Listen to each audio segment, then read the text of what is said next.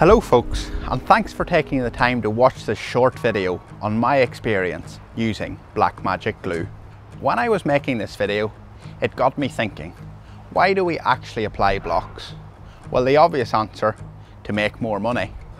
Or am I the only one that does that? Only joking.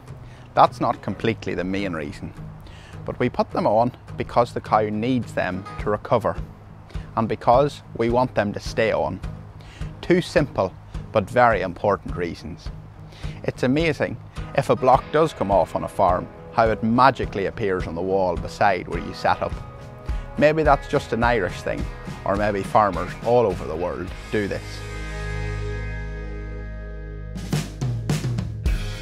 The glue in that last batch has really let me down. There's not a block left on, so. The journey did get frustrating, with blocks coming off. But this was her honest, real life story.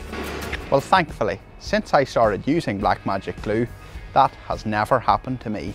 I found it's very important to have the correct temperature. Our trimming trucks work better when we allow the engine to warm up. Athletes just like Tom warm up to have peak physical performance. Well, how can our glue be any different? How can we expect it to work cold? I found that between 15 and 20 degrees was perfect. The glue is thick and doesn't run off the claw or the block, and when it's below that temperature, I found it a little bit hard to pump with my glue gun. It was like a bit of a strongman competition to get the first few blocks out. But the components need to be at the correct temperature to work at their optimal level to get the strongest bond possible, and that's what we need to keep these blocks on. So when I'm putting on a block and starting with a new tube, I insert the glue into the gun, hold it upright, just like this, and pump a few pumps just to level the pistons in the two cartridges so that the equal level of component is coming out into the mixing tip at the same time. This also gets rid of any excess air that happens to be in the tube. I know a lot of you do this thousands of times in the year, and I don't want to make it feel like I'm preaching to the already converted. This is just what I do. I heat the claw with a quick flick of the gas blowtorch to dry it off. I don't bother heating wooden blocks, as I already have them stored inside of my hot box.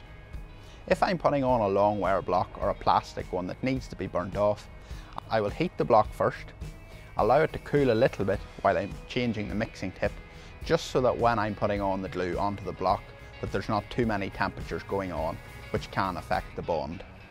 Then it's just a matter of holding the block steady for around 10 to 15 seconds while the glue does its thing. You may think it doesn't go off as quick as the glue that you're using at the moment does, but you do gain some time, because the fact that the glue is set and the foot is ready to let down in 90 seconds is pretty impressive. So in closing, I would really recommend you all at least try this glue.